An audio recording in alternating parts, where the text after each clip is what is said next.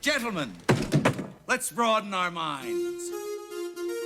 Welcome to 40 Something Podcast. My calculations are correct.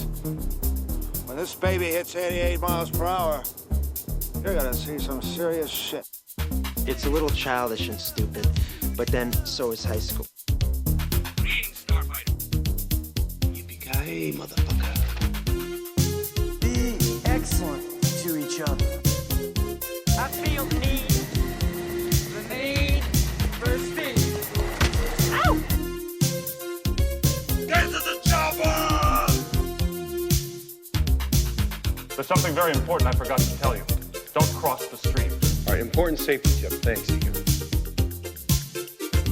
One shall stand, one shall fall. There can be only one. And now your hosts, Trevor Schaefer and Jerry Mullen. Well, hello, and welcome to episode 27 of 40-something Podcast. I, once again, am Trevor Schaefer, and sitting next to me in his own arcade cabinet, the venerable Jerry Mullen. Yes, that would be me, dancing to nothing. Nothing. That was one of my. That's one of my good skills. I can dance to nothing, but I didn't have any alcohol. I was going to ask: is that cup you were drinking? Is that booze or? No, that's green tea. Iced green tea. Look like beer. Yeah, nope, iced green tea. Darn it! Thought maybe you finally came to the dark side. Nah, I've never liked beer. I know it's like a sacrilege for some people, but give me the hard alcohol every time. Give me the booze. So this week we're running without a soundboard because I thought I had everything figured out to go with the new mic and the new setup, but Skype is still being a bitch. So just not a regular bitch. No. You did something wrong at home, kind of bitch. You did something, you got the text that you did something, and now you got to go home and face the music kind of bitch. Yeah, and it's the kind that she doesn't tell you what you did wrong. You get to play Guess That Crime! Honey, are you okay? I'm fine. Yeah. Fuck. See, what I do anymore in those situations, it really doesn't work, but I do it anyway, and I go, but I still do it to this day. I've been doing this for about a year now. I go, oh, okay, if you're fine, then I'm good. And I completely dropped the subject. And then the steam starts coming out the ears, and... It is, but there's no complaint. She can't really bitch about it because she told me she was fine. That's still a slippery slope, and you know that. It is, but I can't... It's not what I've lost much now. It's a perfect weapon. Because logic is a useful thing. But women aren't born with the logic module. No. And if they don't get that upgrade sometimes... Installed in the wrong place. Yeah. Oh, man. It's another hot one today. Yeah, it was pretty steamy today, I gotta admit. We're rocking the tank tops again. Yeah, it's Tank Top episode 2. I'm hoping, and I'll say this to everybody, that this episode goes smoothly. We have thunderstorms rolling through the area, so let's hope we don't lose power. Nothing to see here. Keep watching. So. And if your power goes out when you're watching it, just remember, YouTube will save where you were. Yes. YouTube remembers. Sometimes, you're right. Sometimes. I remember I'll watch like an hour speed run. Yeah. And then whatever, 20 minutes into it or whatever, I'll be like, you know what, I got to stop, and I'll just close it, And it'll go back 5 minutes that I already watched. I'm like, I know that's like the biggest first world problem I've ever brought up, but I already saw that 5 minutes. So I want to be right where I left off. And I'm going to bring up the second biggest first world problem is right now it is 8:52, and I'd like to be done with this by 11 because the final 8 at EVO for Soul Calibur 6 is going to be live. Oh, we'll be done by 11. Don't worry. We'll cut it off. Yes. Unfortunately, by the time everyone hears this, EVO would be over, but EVO is the one tournament I look forward to every year. What are you watching on Twitch? Twitch. Okay. So this year, the main games are Smash Brothers Ultimate, of course, Street Fighter V Arcade, well, the arcade version of Street Fighter V, Tekken 7, Soul Calibur 6, Mortal Kombat 11, Dragon Ball. I forget that fighter. Is it GT? Dragon Ball Fighters. Fighters, is it? And Yeah. then there's one other game I didn't hear of. And then those are the televised big brackets. And then they're having still Ultimate Capcom Marvel versus Capcom 3. Infinite. Oh, they're doing Infinite. Yeah. The shitty version. They're still keeping that around after like 5 years. Well, you know, Capcom's probably like, well, we'll just pay you guys to play it. Pretty much. Yeah. So, but tonight is the Soul Calibur Top 8. Tomorrow night at 11, this is all Eastern time, is the Tekken 7. And then for some reason at 6 p.m. Sunday is the Mortal Kombat 11 finals as well. Those are the ones I want to see. So I'll be watching that on Twitch on the PS4, guaranteed. So I like those MK tournaments. Yeah. But speaking of Mortal Kombat, while we're on the subject, yes, sir. Clever segue. I see they released a trailer for Nightwolf. They did it. I'm torn. I'm not actually. I think I'm going to buy that character. I kind of like his design. He's a little more badass. That's my problem. He looks too over. He looks like Shang Tsung. Like him and Shang Tsung seem to be too overpowered compared to the stock characters. Yeah, that's true. But I like what they've done to him, and you have to admit, if there was ever a stereotyped character, oh god, he ranks pretty high in most things. You know what I mean? Especially besides Ryu, that's the most stock generic character that there is. I don't know. I would probably go Dalsim. I don't know. Ryu, he's like a Japanese fighting guy. It's just like... Yeah, but he doesn't look Japanese. But he is. Okay, moving on. But I do like his ending move, where he like howls and it just pans up to the wolf howling at the moon. That was kind of cool. It was. So it was. He seems to have like a dynamic that I don't quite understand yet. I haven't watched the one guy's video on it yet, which I'll do after this. Is where he has that bear and that wolf. Yeah, that they'll go fight for him and block for him. But it seems like one is, I don't know if it's fight for him or if he absorbs them and gets certain traits. Because that's the video I saw where the bear was absorbed into him and he had, he fought. But then later in a chunk, the wolf was absorbed by him. So maybe it gives different abilities for each. Yeah. I don't know. That's what I need, a pet bear and a pet wolf. That'll keep people away. His fatality was pretty badass. It is. It's also reminded me of many horror films. You know what I mean? Where they rip the chest off somebody. Yeah, we're good there. So, yes, Ed Boon in the NetherRealm studio continues his legacy of being awesome. So that's 2 out of 5 characters that they've... One, 2, 3, 4, 5, 6 characters. Yeah.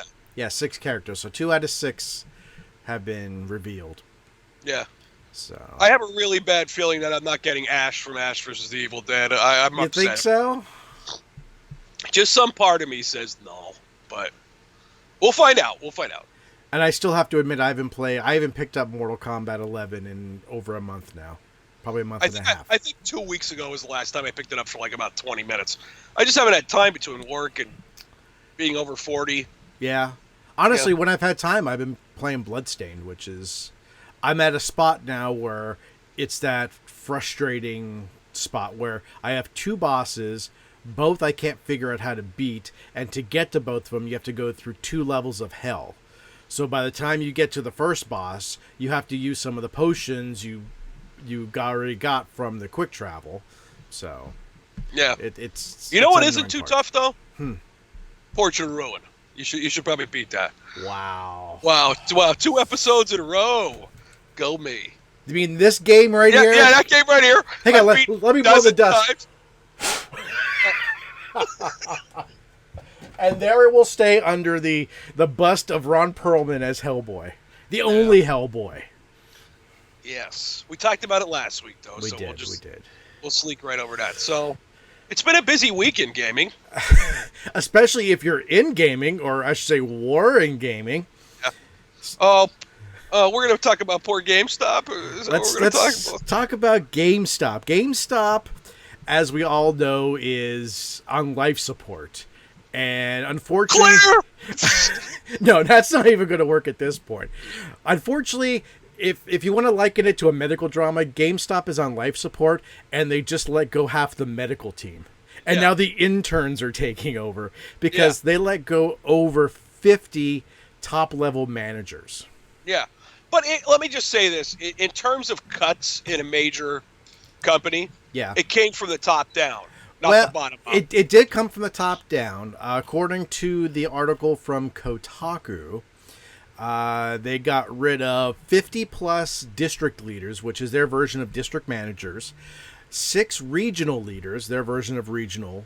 If you ever worked in retail, you understand what these are. If you haven't worked in retail, the country is broken up into regions, which are large blocks, and then districts inside of that. Multiple human resource and loss prevention staff, and if you've ever worked in retail, that's actually not a bad thing to get rid of because they just get in the way of the fun. But they said, former employees said, DL's district leaders have 20-plus stores, and quality of living, I would assume, is going to go down, considering before then, district leaders saw 15 stores or fewer on average. And not only that, I mean, and this is tough, but, well, not tough, but this is why their stock is crashing right now. Their stock is at an all-time low. I didn't check it today, but according to this when this article was written, it's about $4 a share. It also announced, in June, that it would get rid of its quarterly dividend to its shareholders to save $157 million a year, which means those stockholders are already pissed off because they're not making any money off of it. Now just made even less money off of it, and yeah, it's not good. But you had to see it coming. If you didn't see GameStop's fall, then because you had to know when they decided, what was it, last year or the beginning of this year, they decided to do retro shit? No, that was, well, if you're talking about the trade-in on retro, that was over 2 years ago when they took them in online.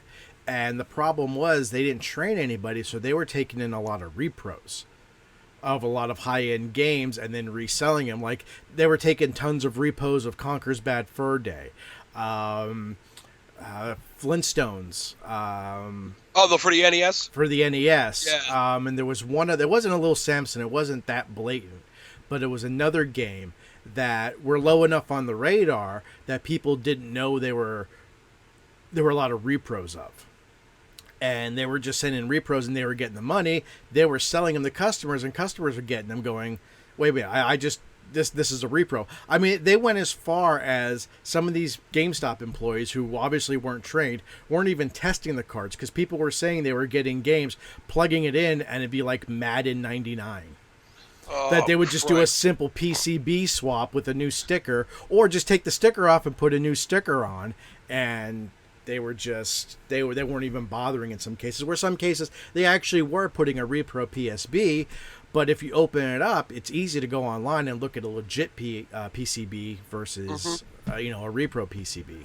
Yeah, absolutely. So. Thank you, Metal Jesus. We know that now. Actually, that's from John Riggs from his open cart surgery. Oh, you see, I learned that from Metal Jesus when they found the the Nintendo World Championship. World Championship cartridge. Yeah, I didn't know that till then. So, but yeah, I mean, GameStop's on fucking life support here. You know, they're near the end of the road here. Well, also following this, Sony announced during their financial call that for the first time ever, over 50% of their game sales came from digital media rather than physical media. Yeah. And so you equate GameStop, whose heart and soul is literally the trade-in business. It's used games, where now people are buying digital. You can't trade in digital. And now, I'll be honest. I mean, I've bought 2 digital games that had physical releases in the past 6 months for the simple fact that I didn't feel like going out to the store. I just clicked buy, and that was it. I bought 1 physical copy in the last 6 months just because I knew and the other reason I bought it was because there were Switch games, and I knew there was a large download attached to it. So a physical cart wouldn't do me any good 7 years from now anyway when the system shuts down. Yeah. The physical copy of Bloodstained, it's all on the cart. I know I could play that once the Switch network goes down. Sure. So, but yeah, they're hurting. That hurts. You know, GameStop. My thing about GameStop always is like, if you couldn't find it at your local mom and pop's used store, you'd be pretty fucking sure GameStop could get it for you. Yeah, and GameStop's been around longer than mom and pop stores have been. Oh yeah. And the other problem too, and this is where I have very strong feelings, is, let me see, I know the article mentioned it. When do they take it over?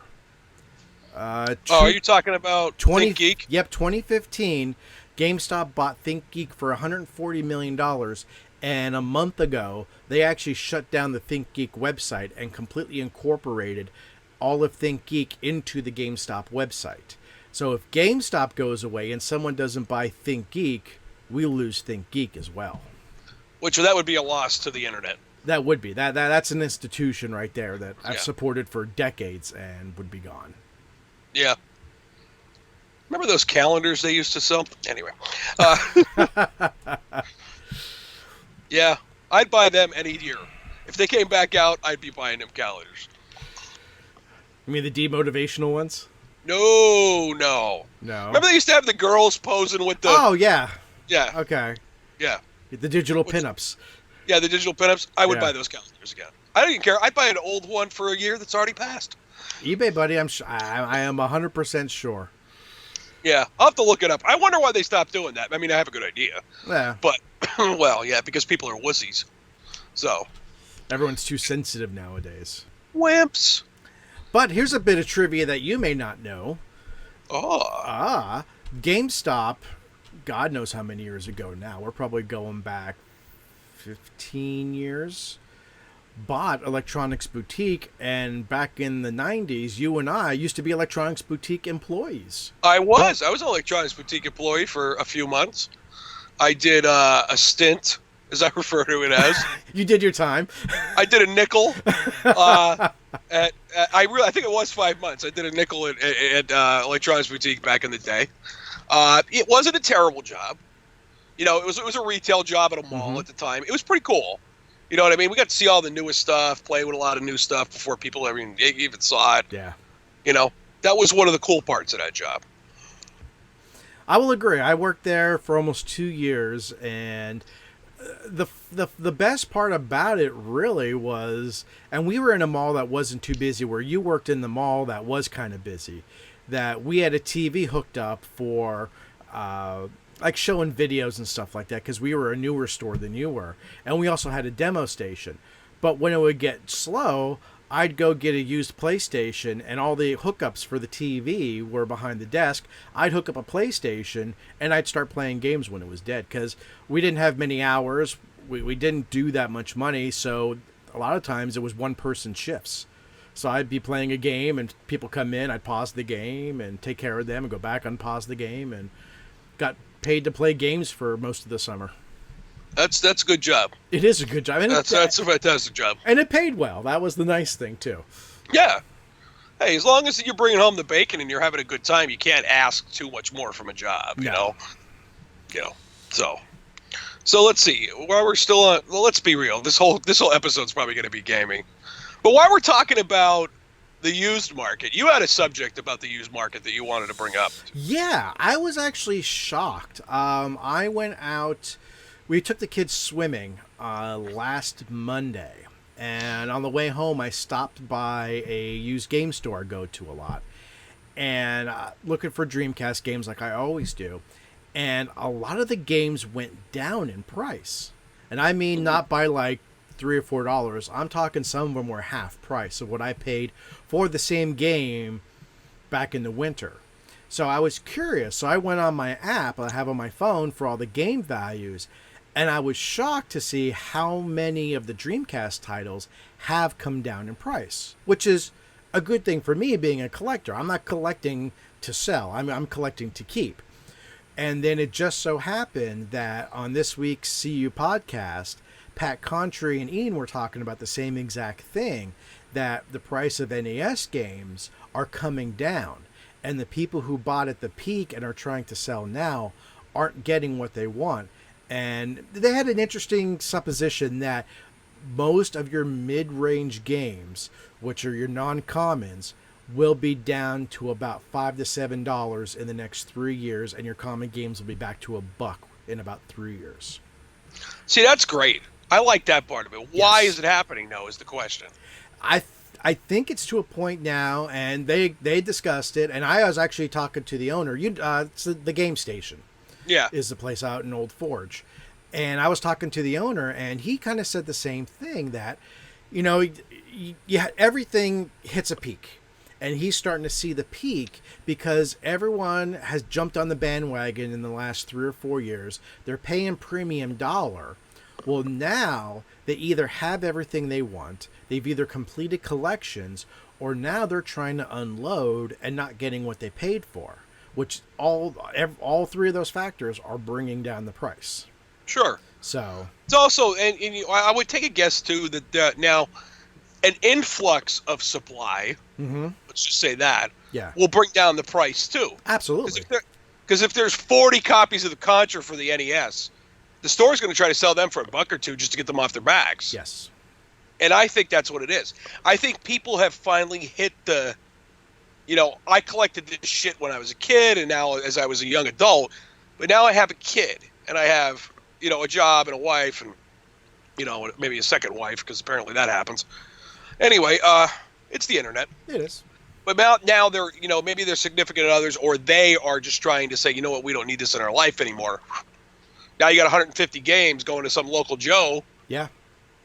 Brings down the price of shit, Because he was telling me about a lot of trade-ins he's had lately where it used to be, he said, people bring in 3 or 4 games. Now people are sometimes bringing in bags full of games. Yeah, and they're trying to clear it. And he says it's great for him. He said a guy came in with a bunch of stuff. I forget what the games were, but he gave the guy $150 and he sold 3 of the games and made that money back, and he has the rest for free in his stock. Yeah. That it's like... Oh, I wonder if my Sega Saturn will come down. I bet you it will. I mean, the one game I noticed was a complete copy of Sonic Adventure for the Dreamcast. I needed that for my launch title collection. I bought it... I believe I bought it there. I mean, pristine condition for $30, and it was down to... I didn't look at the disc because he has it all behind glass, but the edition he had there was $12.99, and we're talking 8 months ago. That was in January. That was after the New Year. I bought that. Buy low, sell high, I guess, huh? I mean, well, hell, I just Facebook. I bought Sonic Adventure case, but no instruction. A Dreamcast controller, a Dreamcast memory card, an actual Dreamcast with all the cables for $20. Yeah, that's a win, man. I mean, and honestly, I don't know why you needed like a 4th one, but 3rd. This is going to be that makes it better. Yeah, actually, this is going to be my GDEMU mod eventually. Oh, okay, that's the one that replaces it with like an SD card. Yep. Because I have my launch day, which is modded to play imports. I have a regular vanilla version that plays CDRs, and this will be my GDEMU, so I could get a 200 or 512 gigabyte card, put all the games I want on there, throw it in there, and there's no GD-ROM at all. So, that's a win. That is a win.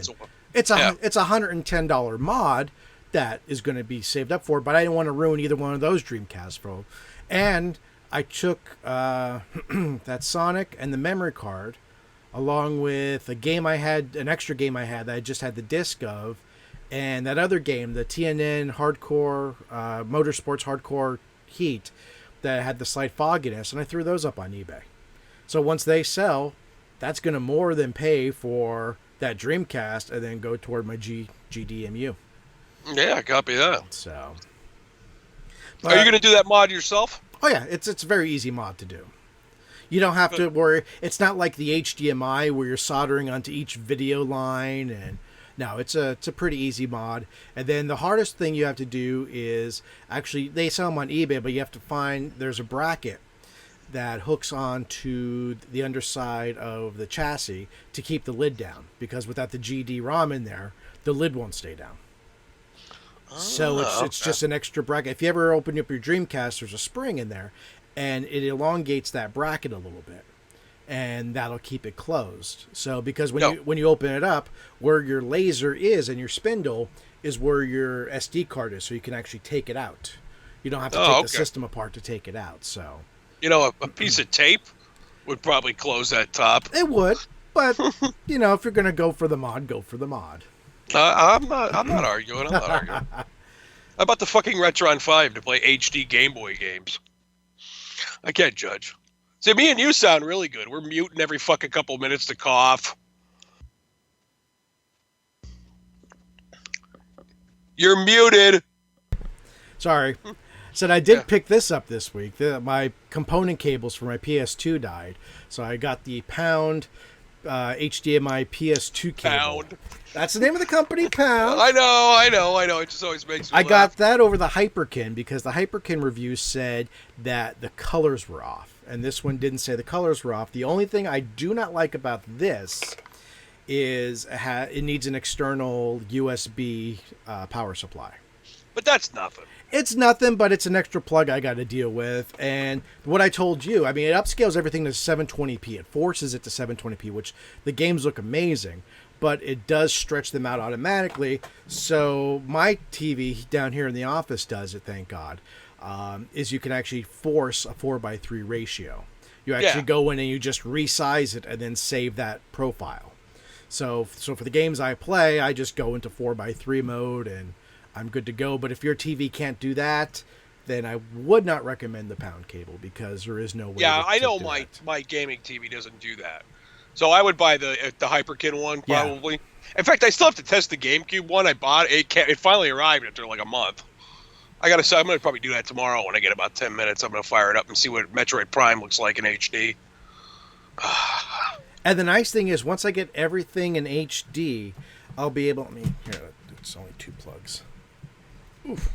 I'll be able to finally use this, which is my Elgato HD 60, which will replace what I've been using, which is this, the Elgato Game Capture HD with its little squiddy attachment at the end to hook up all the component and composite cables. No way. So, and that, imagine all the cables now coming down over the front. So I'm working on designing a whole new system to hold all the systems underneath the desk. Going to have all the HDMIs come up through the back. Going to get a bigger switch and then split. I have an HDMI splitter to split that output right to the Elgato and the TV. So literally all the systems, and just click on Dreamcast, Xbox, PS2, GameCube, N64.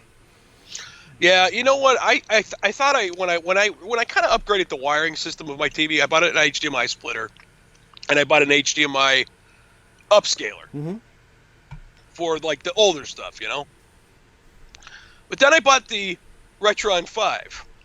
And now you just doubled everything. And I just doubled everything. But I'm thinking to myself, like, I don't have anything to really upscale now. Because the Super Nintendo and all that goes through the Retron 5. The Dreamcast is HDMI. Now the GameCube's HDMI. The NES, everything is HDMI except for the N, which I could technically use the Hyperkin cable for. Yeah. Because I can use that for the SNES, too, if I wanted to go that route. But I have all this stuff going to HDMI. So really, I have my upscaler hooked up to an Atari Flashback and a fucking VCR. And the only thing you don't have the ability to upscale. Well, no, because it depends. Did you buy an upscaler that has component inputs or composite? It just has HDMI out, and it has composite in and HDMI out. Okay, I was like, because you only have the NES, but we really don't need an upscaler for NES games. I think that would ruin it.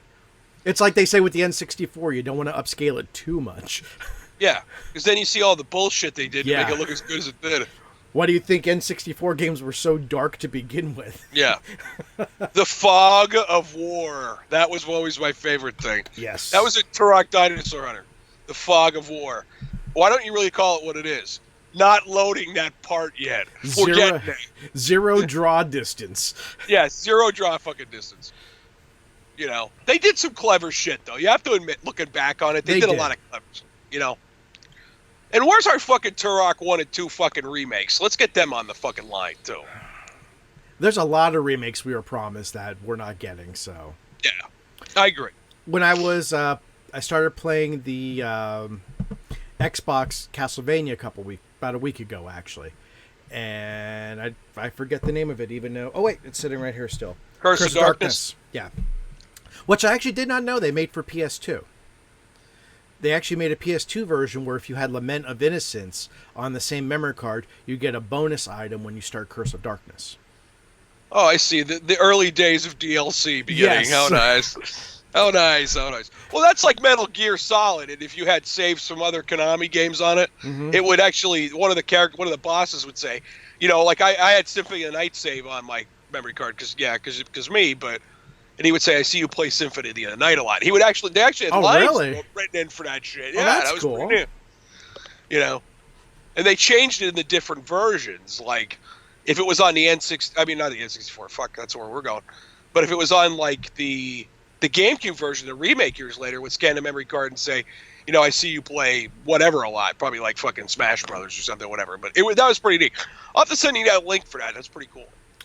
When I was playing that, and I found out it came out for the PS2, that little fairy in the back of my head like went, "Hey, do you remember something?" So I went online and I got so close. When the Dreamcast came out, they were actually making a Castlevania game, and I found I remember it. Yep, because it was just a tech demo pretty much. It was never released. It was canceled, but I found a link to a dumped image of it, and the link was bad. People were saying it wasn't the real thing down in the thread, but still I would have loved to have just gotten a hold of that dump and just checked it out and see what the play was like. I'm seeing the Castlevania Curse of Darkness might be re-released on PS4. Really? Yeah, well, I'm seeing some links to it. Hold on. In the PS2 version only. Okay, whatever. Blah, blah, blah, blah, blah. No, maybe not. It's not. Well, Wikipedia has an article about it, but they have an article about anything. Because now that I got now that I know that about if you play Lament of Innocence, that Curse of Darkness, I want to buy the PS2 version of Curse of Darkness. So. Yeah, no, I totally agree with that. Curse of Darkness, that's a great game. It is. I've been really enjoying. Lament of Innocence is okay. Curse of Darkness is better. Yeah. So. Plus, there's character. You know, that character was in the animated show Hector. Yes. You know, that's where... Well, I can't say that's where it came from, but that's where he ended up. God, that show's so good. It is.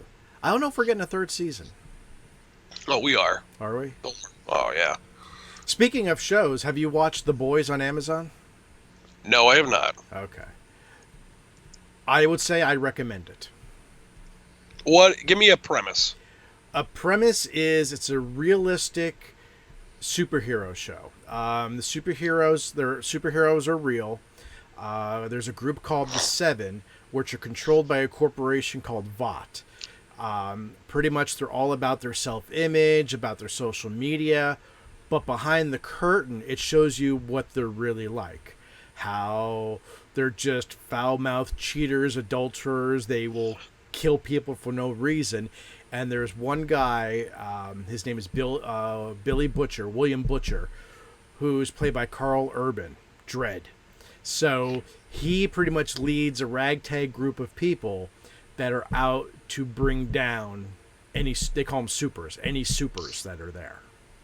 And it's a really interesting story. They set it up extremely well for a season 2, which I'm hoping there's a season 2. But it's a fun ride. It really is a fun ride. Have you ever seen The Watchmen, the movie? Oh, yeah. So take The Watchmen and put that with, say, the original 1970s Superman. You're watching the 1970s Superman, but then you flip the screen and now you're in Watchmen because it shows you what the character is really like. Everyone sees the outer Superman, Christopher Reeve, fighting for the American way, and then you turn around and the Superman character is called Homelander. He'll turn around and go, "I hate these fucking maggots. I wish they'd leave me the fuck alone." Holy fuck. Yeah. And they do some shit that is just horrible. because they can get away with it because they're supers. No one can. Who's going to try to stop them? So, but yeah, it's good. Carl fucking Urban is dreading stop. Fucking right. It is good though. It is. It's 8 episodes. They're an hour apiece. It's definitely binge worthy. Okay. So, I'm excited because Glow will be coming back soon. You ever watch The Gorgeous? I've never seen that. Oh, that fucking show's fantastic. It's so raunchy, but it has like a full-fledged plot. Like it does have like a season-long story arc. It starts at one place, and ends at another, like a good show should. But it's so fucking raunchy at times. You're like, oh man, really? It's hilarious. I can't wait for same thing with Amazon. The second season of Jack Ryan. We just got the preview for that. That was a good show. I can't wait for that to come back. And then I just started on Netflix. It's a sci-fi show called Another Life. And I watched 4 episodes last night, and it's really, really good. It's completely sci-fi. It's out there. It's got the hot Katie Sackhoff mostly running around in her underwear half the time, which is never a complaint. Yes, it's enjoyable, yes. So that's what I'm binging right now. Unreal. It doesn't say anything about the 3rd season. Of what? Fuck. Of Glow? Glow, yeah, Glow's fucking great. Glow's fucking hilarious. Ed Whiteout got me into that, of all people. So the show's great. All right, I'll give it a try. And I couldn't stop watching it. Female wrestlers in unitards from the 80s. How can you go wrong? Yeah, with that tall hair and, wearing barely anything. Life's good. The character, but it isn't the individual characters. I mean, that's part of it. But their manager, the guy who runs this fucking ragtag group of fucking women, he's such a sleaze bucket. Like every minute, he's a fucking scumbag. Who is it? Who plays him? Oh shit! What the hell is this guy's name? Hold on, I gotta get his name.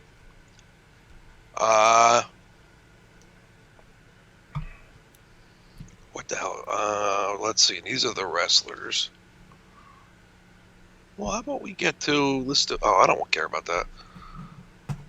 Oh, season 3 is going to have Gina Davis, apparently. Oh, Jesus. Jesus, she's still alive? Well, now that she's still alive, she's like 6'3". She's huge. And a member of Mensa. Well, whatever that is. It's for really smart people. Much smarter than you and I. Yeah, well, yeah. Mark Maron plays... Oh, I love Mark Maron. Oh, my God. He plays their like fucking scumbag manager. He's so sleazy, but he really does care about the girls in the seasons. He really does give a crap about them, but he treats them like shit. It's hilarious. No, I absolutely love Mark Maron. In fact, you have to... I'm bringing up the name of the special right now. Thinky Pain. You have to... It's on Netflix. Watch Mark Maron's Thinky Pain, and it's very much reminiscent of George Carlin. So, and I used to... I can see that. He has a very George Carlin vibe to him. And he has this podcast for years, the What the Fuck podcast, and that got turned into a show on AMC... No, not AMC. Stars, I believe, called Maron. So I know I watched it for a while. My therapist watches it because she always asks me if I still watch it. I'm like, I got away from it, but I love Mark Maron. He is just, yeah. See, now you have to watch. Now you got to watch. Now I might have to watch it knowing Mark Maron's in it. So yeah, he's such a sleaze in that. Oh God, he's great. All right, anyway, so Endgame shattered the box office last week. Yep. Did you see that, James Cameron finally, conceded that he is no longer number 1, even though he's still 2 and 3, which, well, whatever. So what was it, 1.4 billion or something like that? Something incredibly crazy. Yeah, hold on, what is it? I can't think of the damn link. Highest grossing film of all time. I'll just do Endgame gross. Endgame gross. $2.79 billion. And Avatar's 2.78. So, I mean, well, fuck. Do you think that number counts the, like the home movie market? No, it doesn't. It just dropped this week on digital. That's good for us. You didn't know that? No, I did not. Let's see here. Disney has made more than $18 billion on Marvel films since 2012. 7 years, 18 billion. Yeah. Damn. Motherfucker. What would Walt Disney say? Motherfucker. Yeah, that's what's that one line from fucking the Hudson Hawk? And he says, well, it's supposed to be about Da Vinci, but it would probably be along the lines of, you know, if Walt Disney was alive today, he'd be naked eating microwave sushi out of the back of a Cadillac with me. Okay, so already Disney holds 5 of the top 6 biggest films of the year globally, with Endgame at $2.79 billion, Captain Marvel at $1.1 billion, the live version of Aladdin at $1 billion, The Lion King at $962 million, and That's old because Lion King is over $1 billion already. And Toy Story 4 at $917 billion, which is probably over $1 billion. This was from July 28th. Yeah, so this is a week. Well, 5 days old, so yeah, they're probably over $1 billion now. Hold on. 7, 8, 9, 10, 11. So in the top 20 all-time grossing movies, Disney has 11 of them. I mean, that's a fucking lot, you know? That's more than half of the fucking list. I mean, think about it. They own all their They own... bought Marvel right at the right time. I was going to say, they bought all their own properties. They own all of Marvel and all of Star Wars. Yeah. I mean, there are no bigger franchises than that, really. No, you're right. It's the Eye of Sauron. Let's be real. Yeah. That's fucking Sauron is what they are. So... All right, so let's see. We're on movies. Should we go to a movie thing? Yeah, we could do. Actually, we're talking about Marvel. We could talk about San Diego Comic-Con, which was going on. I actually just started when we filmed the podcast 2 weeks ago. So we actually got the timeline for Marvel Phase 4, which is their movies coming out from 2020 to 2021. So, do you want to run them down, or you want me to run them down? Hang on, I'm pulling the link up now. Sure. But yes, I do. Okay, so here we go. We have Spider-Man Academy. Am I looking at the right one? Wait, no, you're looking at the wrong one. Yeah, I'm looking. All right, hold on. I'm looking at the wrong list. Here we go. All right. So we have Spider-Man Far From Home, and then we have the Eternals, and then we have No More. Am I looking at the right one again? Nope, you're looking at the wrong one, buddy. Fucking A. What the fuck am I looking at? Hold on. All right. I think I got it now. Starts with Black Widow. I'm there. Okay. Hold on. Okay. Yeah, it starts with Black Widow. Okay. Black Widow, and then we have the Eternals. Yes. WandaVision on Disney Plus. Yes. Loki on Disney Plus. Hawkeye on Disney Plus. Falcon and the Winter Soldier on Disney Plus. Shang-Chi? Yeah. Okay, I got nothing. Well, they said it's the Legend of the Ten Rings, which is going to be the Mandarin. Good point. And then we have Doctor Strange in the Multiverse of Madness, which I'm excited for. I'm very excited for that. Yeah. Marvel's What Ifs, too. This might make me... Marvel's What Ifs were a great run of comics of where they took one simple aspect of a character or a story and changed it. Like, what if Spider-Man never met blah, blah, blah? Or what if Spider-Man's uncle never died? That sounds expensive, though, because you're creating a new universe every episode unless they do multiple episode arcs. Like, each season is a single what if. I don't know. And then finally we have Thor, Love and Thunder. Wow. What are we doing here? Well, all right, Marvel, what are we doing? Okay, I'm sorry. WandaVision and the Falcon and the Winter Soldier and whatever that Shang-Chi shit is, that's not making it. They're going to die in a season. Well, Shang-Chi is a movie. It's not going on Disney Plus. Oh, that's a movie. Well, that might not make any money. That's going to make $1 billion. Let's be fucking real. It's Marvel. I'll be there day one for that Black Widow movie. I don't care what anybody says. I'll be there day one for Doctor Strange. Oh, yeah. And then, well, yeah, we're back to Thor, Love and Thunder. So, how do we have a Thor movie now that Thor isn't in, like, the Nine Realms. He's with the Guardians of the Galaxy now. And then, So, yeah. Yeah, Natalie Portman's going to be the female Thor. But mind you, who didn't want any more to do with the Marvel Cinematic Universe. But it's just like James Bond. If you pay them enough, they keep coming fucking back. And now, thanks to Endgame, you run into a continuity issue. Where is Mjolnir? He stole it from the past. Now, granted, that was an alternate past. Brought it back to... By the way, spoilers, if you haven't seen Endgame, but everyone should have seen Endgame at this point. You're an idiot if you haven't seen Endgame. So, he brought it to the final battle. Steve Rogers wielded it. At the end, he had Stormbreaker and Mjolnir, but ended up on the Guardians of the Galaxy ship.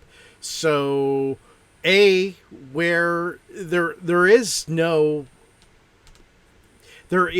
explanation of where Mjolnir is at the end of Endgame, which could be a good and bad thing.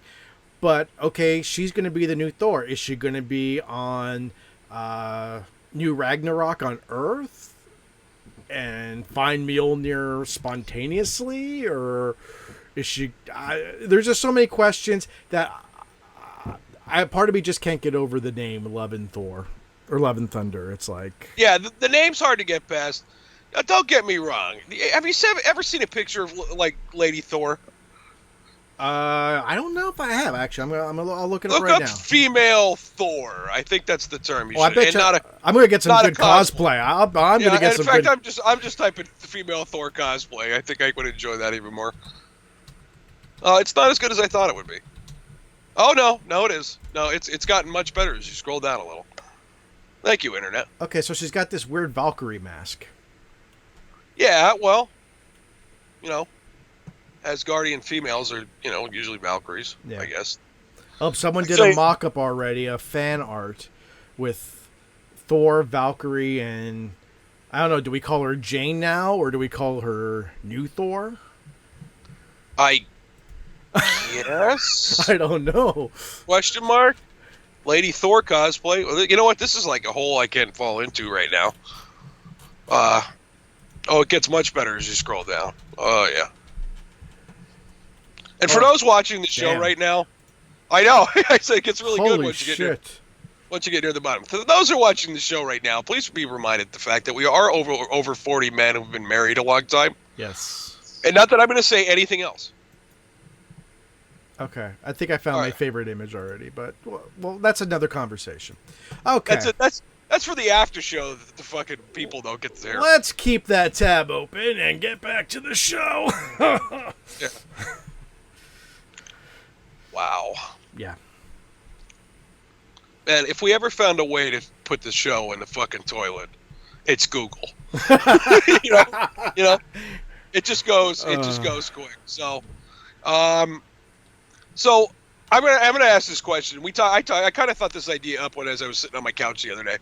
I was homesick as a dog on Wednesday, and so I went to work Thursday morning. I had to leave early, go to the doctors, take the kids to their stuff and whatever. So I had this idea of asking, like, I was watching a video about the top 10 characters, like, versions of a character. Mm-hmm.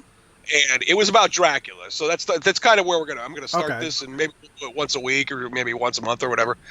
But I'm trying to think of like my favorite version of Dracula in all the films you've seen him in. And you could go to Uncle Google and search for a couple if you do like. No. But I think it would be a matter of, are we talking Dracula as a character or based on the Bram Stoker Dracula? I'd say Dracula as a character. I don't want it to be tied down to the specifics of the Bram Stoker universe or the Bram Stoker book or whatever we're calling it, because it's the Bram Stoker cinematic universe now, probably, that we said that. Yeah. But my favorite version, what do you think about it? You want me to go and then you could think? Oh, I have two in my head, but you could go ahead. All right. I know and the internet will bash me for this if anybody actually listens to the show. For all four of you. Thank you, Jason Percival.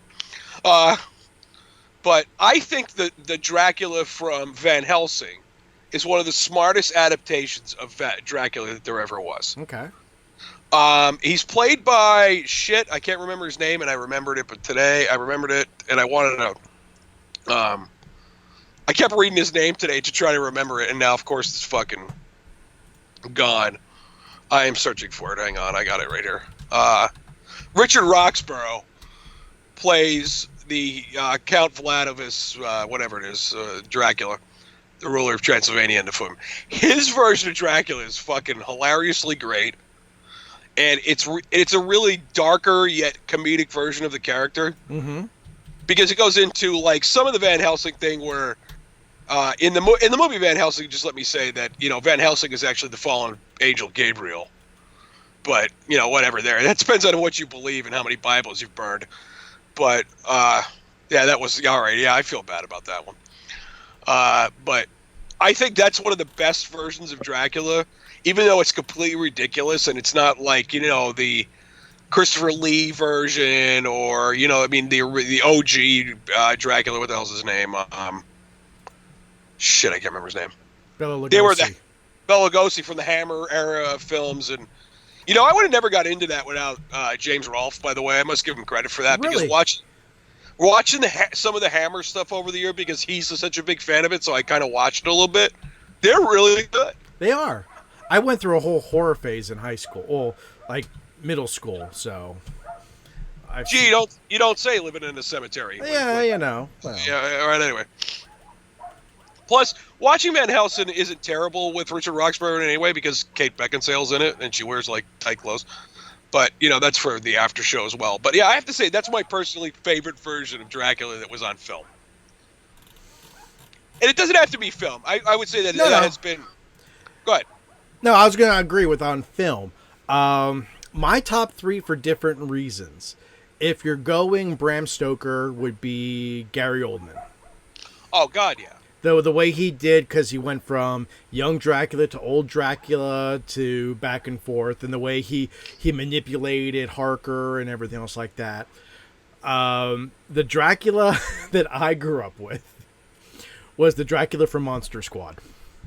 Oh, no, that's a great one. That's a great one, especially when the fat kid, I forget his name, takes out the pizza with the garlic and scars his cheek with the garlic on the pizza. That's such a fucking great movie, too. That's an underrated classic. And another great Dracula, again, not from film, but is the way he was portrayed in the Castlevania Netflix series. Oh, yeah, I have to admit, I'm sorry I didn't pick that, but I still think he was... cruel yet kind. Yes, he was very kind, but he was also when he had to be hard. Yeah, he really was. But there's that, and if you haven't watched the show, here comes a spoiler. One of the best parts of that show, and I don't know if you agree with me and whatever, is the revelation where he realizes that he's about to kill his own son in his own room at the end of the battle. Yeah, and he says, "I'm killing my own son," and then of course he's defeated right afterwards, but. Yeah. No, that's a fantastic one. I haven't seen the Monster Squad in too fucking long, so I might have to watch. The Monster Squad one was so overplayed, and the makeup was just so caked on. But I've seen that movie more times than I've seen Highlander because it was on HBO all the time when I was a kid. Yeah, especially in the summer. So you go swimming, and it was like every 4 hours that would be on it, or Short Circuit. So you sit down and watch part of it. You know what movie I watched a lot on HBO? I didn't have HBO as a kid, so when the free one came on, you watched it all weekend or whatever. But you know what they played all the time is fucking Inner Space with Martin Short. Oh yes, that's another one. Yeah. God, that movie's really great. You know what I mean? I just find the hilarity of the whole film. It's so ridiculous. It's great. I wonder if that aged well. I'll have to check that out again. I have that on the computer. I picked that up a while ago. Yeah. But I never watched it. There's something that we forgot. There's something we forgot to bring up. A critical moment in the Marvel thing that it just hit me. What's that? Is it they recast Blade? Yes. And I'm happy with the actor, but I'm sorry. I'm going to be that prick and go, Wesley Snipes will always be Blade. No, I'm with you. But it was nice to see, if I can get my little window here. I have my Surface Pro I'm using today. So we had, that was part of the cinematic universe call that it'll be coming out eventually. I think that's Phase 5 it's going to be. Yeah. Sounds like when you're getting parts for your car. I need a Phase 5. Anyway. Oh, maybe that's your Starship. Wait a minute. Anyway.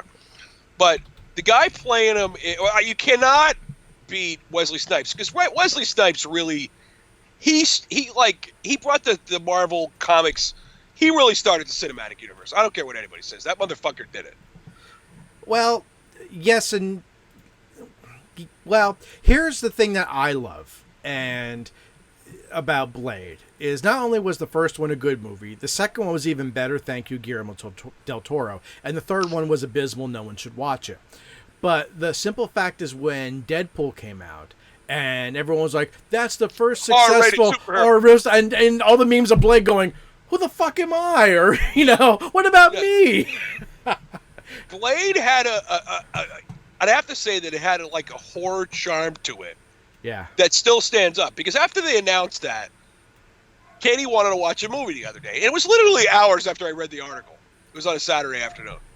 I'm like, come on, we'll sit down and we'll watch Blade. And she goes, what's that? I said, it's about vampires, and a guy kills a bunch of them, and their heads get chopped off. And Katie signs on at that point. She's like, yep, I'm there. I don't know if I'd let my kids watch that just from the beginning club scene. Fuck it. She was into it. Katie's all into that. Like, when we watched Ash vs. Well, I'm thinking about the one vampire getting head from two different girls. Yeah. We don't worry about such things here at the Mullet Ranch. Anyway, so we're watching it. Now, I did savor a little bit from Blade 2, because you have to admit the vampires in that, what are they, not the Daywalkers, what the hell are they called? No, the hybrids.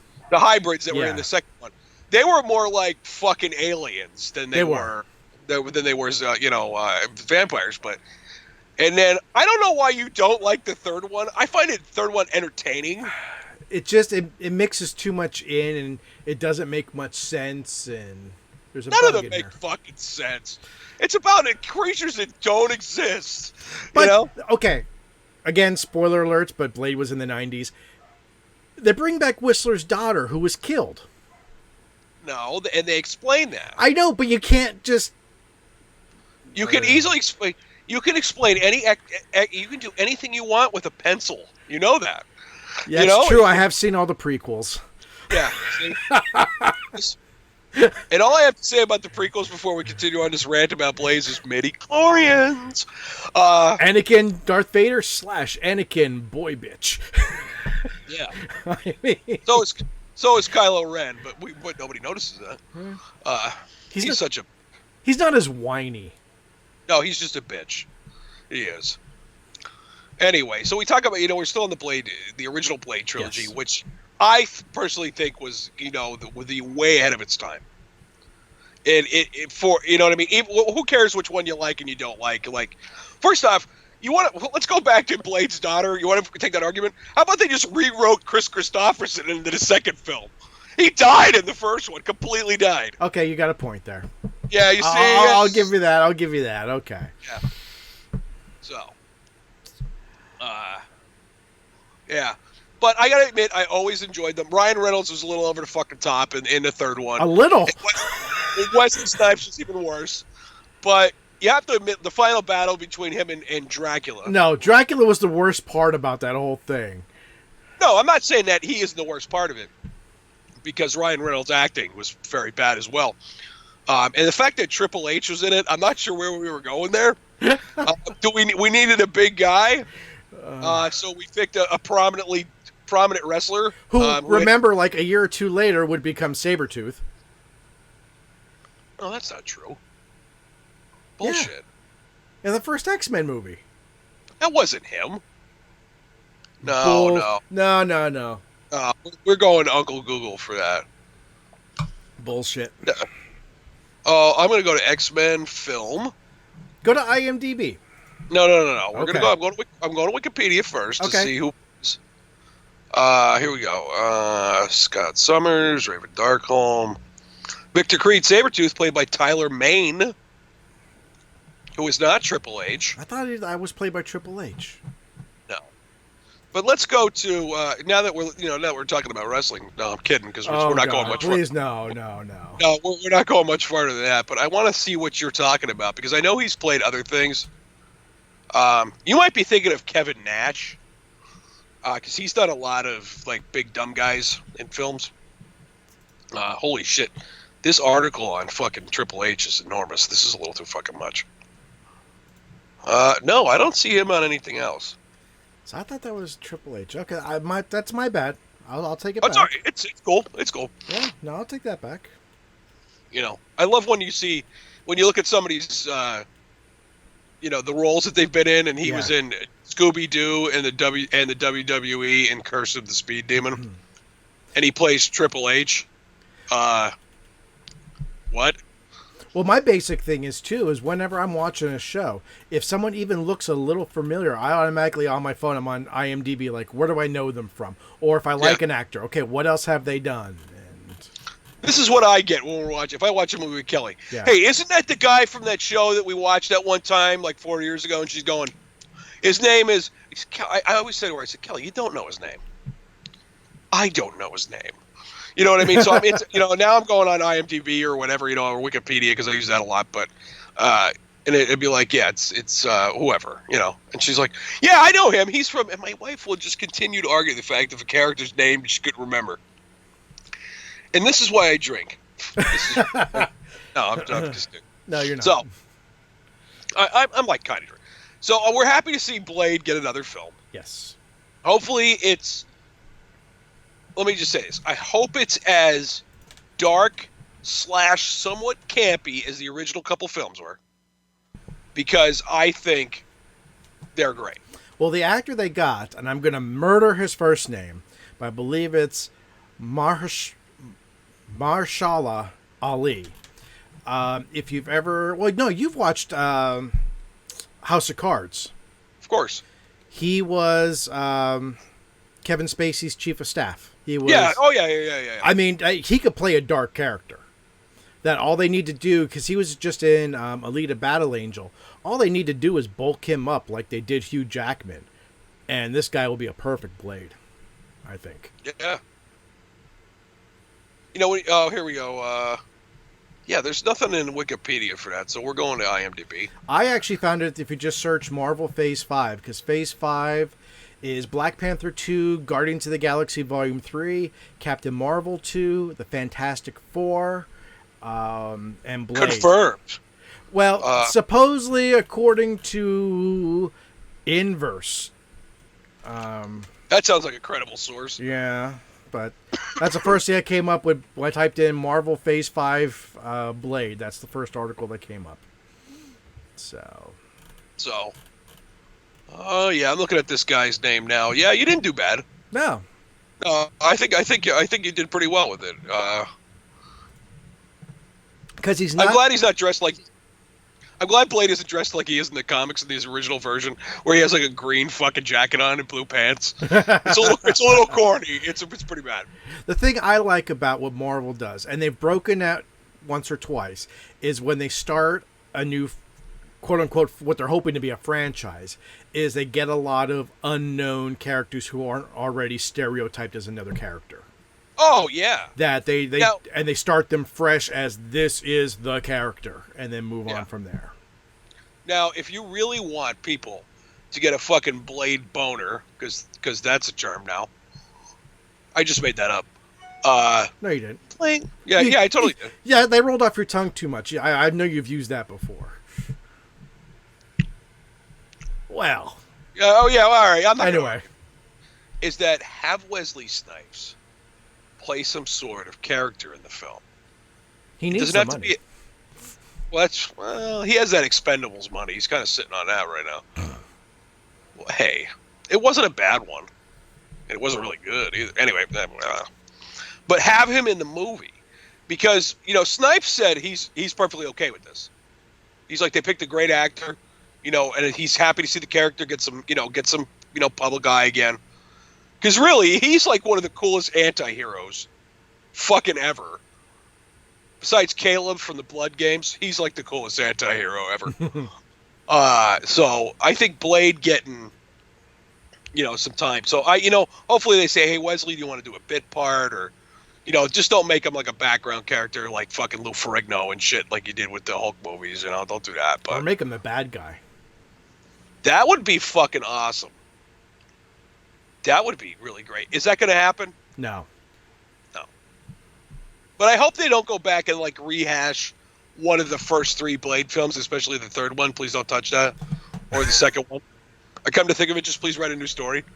But I'm sure there's a lot of stories about Blade. You know, comic book. Oh yeah, level. absolutely. There's probably hundreds of. You know. Yeah, I can't believe we missed that when we brought up Marvel.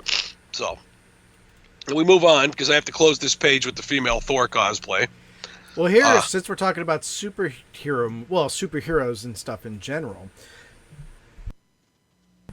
this was from San Diego Comic-Con, and it got everybody wondering. I don't know if you saw it or not, but there was a picture of Dave Bautista, who plays Drax in Guardians of the Galaxy, and former WWE wrestler Dave Bautista, and Terry Crews, who is known for everything. President Camacho from Idiocracy, was it Brooklyn Nine-Nine, and tons of other things. Fucking Brooklyn Nine-Nine, if you're not watching that. They took a picture together, both of them like showing off their muscles, and it said it's time with the hashtag Gears of War movie. Okay. Now, have you ever played a Gears of War game? I have not. Okay, Gears of War games are surprisingly story-driven third-person shooters. They're cover shooters, actually, okay? Dave Bautista could easily play the main character, Marcus Phoenix. Without a fucking doubt, he could pick that character right up. And then Terry Crews would play... What the fuck is that guy's name from the game? I can always remember Marcus's name, but he was... I think it's... I don't want to say it's Dom. No, Dom was a white guy. And that's not racist, but it's true, he was. I'm being nice. It's a visual observation. Nice. It's a visual observation. I'm not Chinese. Yeah. Either am I. So, that's where we're going to leave that. So they want him to play, and it might be Dom. I'm not going to take the time to look it up, but they are both two perfect people to play characters in the Gears of War movie. And there's plenty, as long as Ryan Reynolds isn't in it, I think this has a chance. No, I'm just kidding. I really do like Ryan Reynolds as much as I busted balls here. I really do like a lot of the shit he's done, except for everything from before Green Lantern. No, we'll just forget about Green Lantern. Yeah, I think anything from the Green Lantern era. Yeah, I'm going to stand by that. Have you ever seen... No, because... Have you ever seen Waiting? Oh, yeah. How about from post-Waiting to Green Lantern? Two guys, a girl in a pizza shop? Oh, fucking A. All right. You got to fucking ruin it on me. I know. I'm sorry. Oh, Jesus. Remember, he was a guy who was not only married to Scarlett Johansson, he was married to Alanis Morissette. The man is a god in my eyes. Yes. Yes, he is. He is the man of all men. He landed two of the hottest women, hottest woman from the 90s, hottest woman from the 2000s, and became Deadpool. I mean, come on. And he's not with either of them anymore, is he? He's with Blake Lively. And he's he's best friends with Hugh Jackman. I know, their little online war going back and forth gets funny every fucking time. So, but yeah, here I'm looking at characters from the Gears of War universe, and there's plenty of characters that could definitely be done. But I believe that's Dom that was his right hand man, and Marcus was like the movies. First off, if you don't know, but one thing you'll have to know about Gears of War, which I fucking missed until like the fourth game, is that it's not on Earth. It's not on fucking Earth. I skipped the original cutscene for the game. Yeah. And I fucked that up. So I started playing the second one and third one. Because I got the first one, when I bought my Xbox One, I got the first one for free. It was like an HD remaster. So I was like, oh, this is pretty good. So I went down to the game station. Mm-hmm. Or the one on the square, or whatever that one is. Oh, that's the creatively named the video game store. Oh, yeah, gee. Man, why can I remember that? I'm going to the video game store. Which one? The video game store. Yeah. Which one? The video game store. Video games. All right, anyway.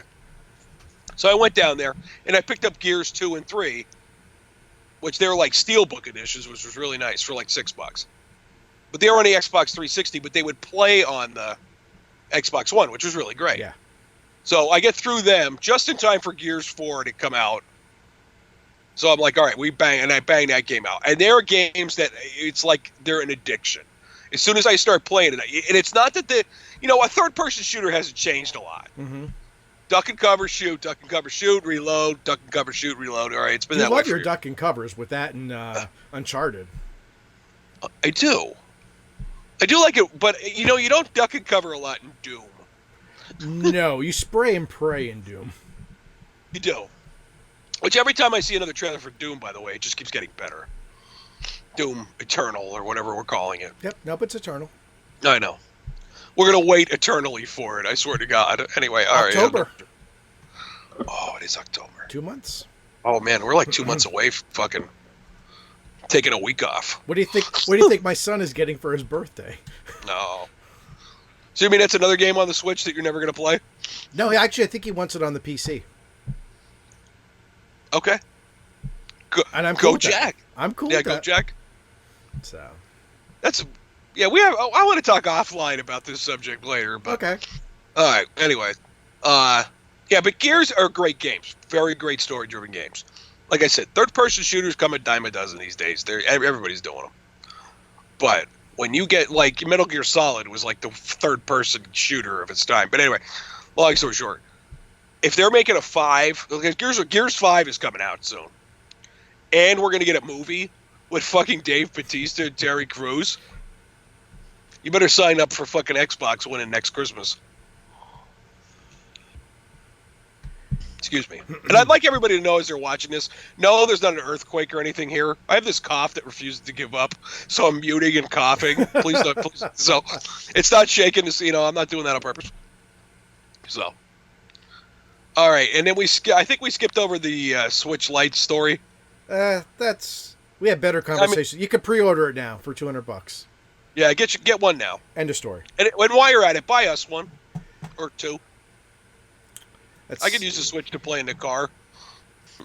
Here's something I did want to talk about, and this Please is... don't say Fortnite. Please don't say Fortnite. I'll say Fortnite. Please. Fuck. Fortnite World Cup happened, and they had 100 competitors in the final match. It was 1-on-1. The winner, who was a 16-year-old from Pennsylvania, won $3 million.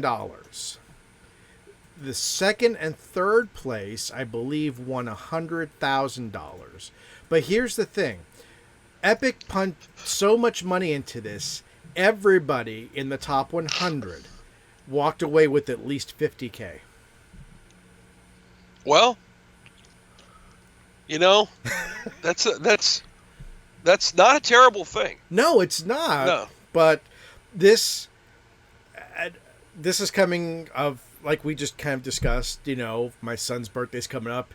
He'll be 10. This is horrible being a parent, because seeing a 16-year-old kid be a professional gamer who just won $3 million, it's hard to say. It's a hard thing for me to tell him, no, there's no future in e-gaming. You can't play games all the time, when he could turn around and go, Dad, this kid just won $3 million. Yes, he practices 8 hours a day, but he won $3 million. He practices 8 to 10 hours a day. Yeah.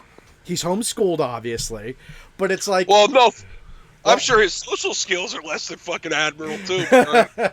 But, I mean, I'm sure he could call your mother 18 different names within 10 seconds.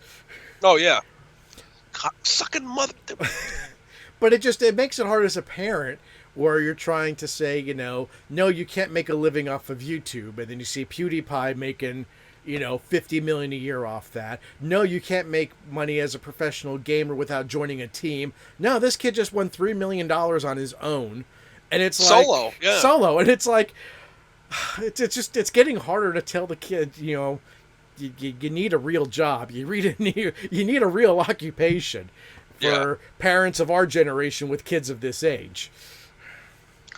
And here's what I say: though many people don't play as much as this kid, Gersdorf, whatever his name is, mispronounced name. There are plenty of who would like to be in a position like him. Well, no fucking shit. Yeah. Any one of us would like to win $3 million doing something we love. About 1/3 of all the survey participants, which is 36%, said they would quit their job if they could pay their bills being a professional gamer. Yeah, okay. No fucking shit. But I mean, that's hard to argue with. I mean, it's like... Yeah. And it says over 57% of male gamers ages 18 to 35, which that isn't us anymore, by the way. No, that's not us anymore. Yeah, I just wanted to remind you of that. Would want to go professional if they could make it work. And only 57%? Are you fucking kidding me? How come that number's like not 99.999999? Because the rest are probably meatheads and jocks who, would rather... Yeah, I mean, somebody's got to play the sports. I get it. But... and here's the end of this article. The video game market could expand from $131 billion in 2018 to an estimated $300 billion market by 2025. And, I'm sorry, what did Avengers Endgame just make? 2.7 billion. Yeah. And to piggyback off this, I know you don't care about streamers and stuff like that, but I do. But the number one streamer on Twitch, Ninja, just left to go to Microsoft's streaming service, which is called Wave. No, hang on, because I just downloaded the app. Not for him to check it out. Mixer, and they were based off what he was making with Twitch. They were guesstimating last night, because this just happened yesterday, that in order to for Microsoft to lure him over, especially if his contract was still valid with Twitch, they were looking at $10 million plus to pay him to come over to Mixer. $10 million to sit there and play games online. Not even win. You don't have to win. You don't have to win a competition. You just sit here like us, except we're playing a game and just talking to each other. Yeah. We should have done this, by the way. I just want to mention this one more time. I know I say it every time we play a game together. Yeah. We should have done this. But yeah, I mean, it's tough to... These kids today see this, and is it within their reach? Absolutely. Is it going to happen to them? Probably not. I mean, there can only be so many, but it just goes to show you, if you're the right place at the right time with the right fad, you can be a millionaire. And the largest amount of stupid luck ever. Yes. So... I remember getting excited when we were doing Grown Up Geek and the fucking show was on the front page of iTunes. Yeah. I know. That was like the biggest moment in our fucking internet career, you know what I mean? And now, there's kids making $3 million playing fucking Fortnite. Not only did we make the front page of iTunes, we were trending. I think the highest we got was number 8 in tech podcasts. Oh, that was a win. So I still have the screenshot somewhere. It's back when I was working at Lowe's still. I kept checking like every half hour, and but we did good. And like you said, that was the highest we made on the internet, and we made $0 off Growing Up Geek doing it for 8 years. Thanks to all that listen.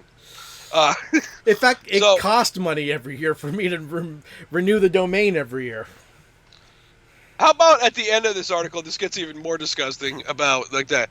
More than 1/3 of all the survey participants across the globe, which was 34.3%, missed a meal, while 23% skipped a shower.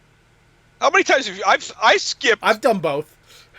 Yeah, so they could game instead. Over half lost sleep because of playing. Hold on, lost sleep because of playing. Been there. And 26% they said they skip dates or meet up with friends to play. I don't think I've ever skied. No, I don't think I've been as bad as to skip a date. I will say I was late for a job interview once because of EverQuest. That's pretty good.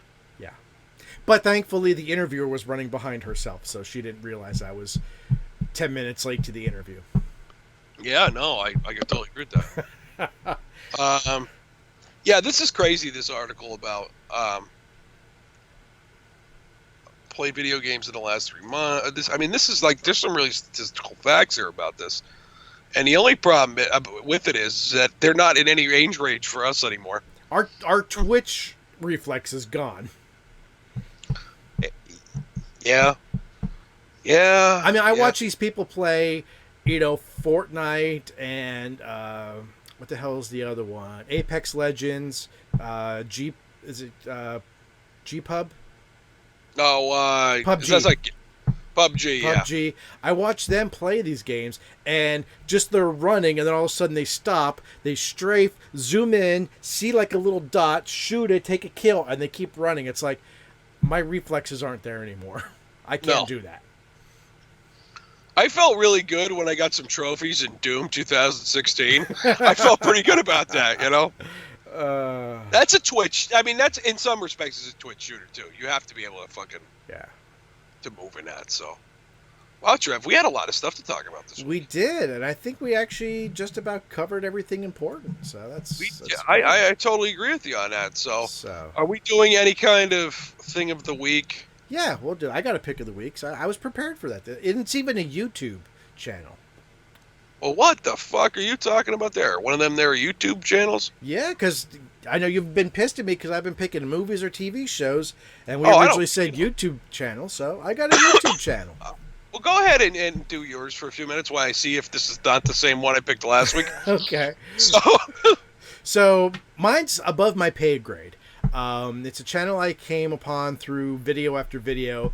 The channel is called Rick Beato, and he's a music producer and also a musician. He's toured with bands. I mean, he knows the history. He knows all the music theory, and he goes into some high-level shit that my wife, who has a music degree and is a music teacher, she understands everything where he's talking an A sus B or a diminished 7 over A minor. And I just sit there with the glazed look going, I like the music he plays. So what he does, though, is he has a lot of technical videos, but the videos I like is he'll do top 10 and top 20s, like top 20 guitar intros in rock music, top 10 acoustic guitar intros. But he has a series that I've been binging with my wife, and they're only I think 15 to 20 minutes long a piece. There's 70 some episodes, but it's called I believe it's called Why This Song Is Great. And what he does, he picks a song from a band. Now, he'll do sometimes multiple songs from the same band, but never in the same episode. He gets the original multi-track, and he'll break down the song from the beginning to the end, going back and forth. That he'll isolate the bass, he'll isolate the vocals, he'll isolate the drums. And not only that, he'll play along with it so you can hear what it actually sounds like. And it's just if you like deconstructing music like that, and if you want to appreciate your favorite songs in a new light, like when he did Spoon Man from Soundgarden and he did Jump from Van Halen, I mean, with the multi-track, you could hear things that you never even knew were there, and it's just, I can't recommend that series enough. So go check it out. It'll be in the show notes below. Rick Beato is his name. Rick Beato. Beato. So mine is another channel. I just discovered this not that long ago, and it doesn't have a big following. It only has 32,000 subscriptions. Only. That's only. It's only. We have 4. Yeah. So please like and subscribe. And as corny as that was, this channel is called Generation Gap Gaming, and what it is this guy takes and it's mostly NES based, so which is right up my alley, of course. And it takes and it analyzes especially if it was a game on the NES that was an arcade port that became an NES cartridge. One of the big ones. I never knew that. I mean, did you know that Kung Fu was an arcade port? Yes. I did not know that up until I watched this video, and I feel like I know a lot about gaming, but that fucking shit I didn't know. So, I almost bought a Kung Fu cabinet a couple weeks ago. It was for $350, completely restored. Ooh. Then I found out it was in Oregon. Yeah, that's a drive.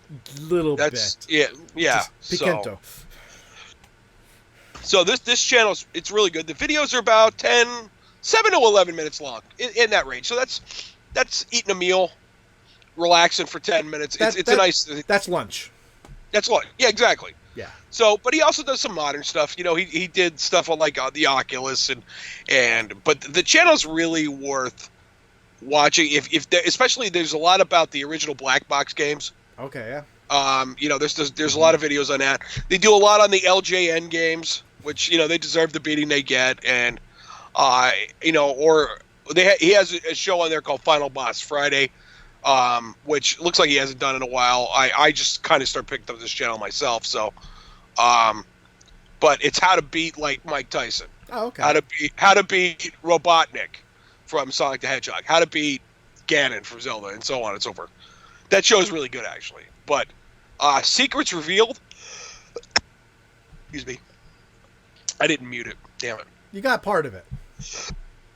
You got all of that one. Yeah. Whoo, man. It won't give up. Last little bit of this cold.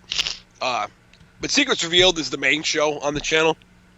And it's like, he explains like the transition from the arcade to that, or he'll explain like some backstory about the development. It's worth a watch. That's cool. So I'll send Trev the link for that today, and we'll go from there. Excellent. Dude, I was going to say any last words, but I think we're going to be sending you last rites soon by the way you're looking. Oh, fuck it. Hey, Jesus, man. This cold just won't give up. Okay. Well, game over, man. Game over. It could be. So, let's go through the spiel. Subscribe to us on iTunes and on YouTube. Click the bell on YouTube. Give us a thumbs up on YouTube. Give us a thumbs down on YouTube if you don't like us. Give us some stars on iTunes. Give us a rating on iTunes. Follow us at 40-something show on Twitter. And here's a new thing. I know we're going to talk about other things after the show, but start following us on Twitter at 40-something show. And I sent you the link for Oh, Generation okay. Gap. I'll say so. it just came up on your screen. It was all blue. Yeah. If you go to at 40-something show and tweet at us with put in what should we do? Questions. Yeah. Use the hashtag questions40.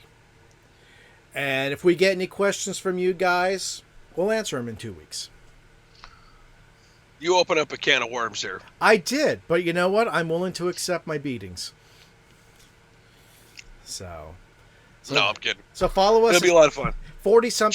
Try to keep them adult, please. Even if they're not adult, we'll answer them probably, maybe.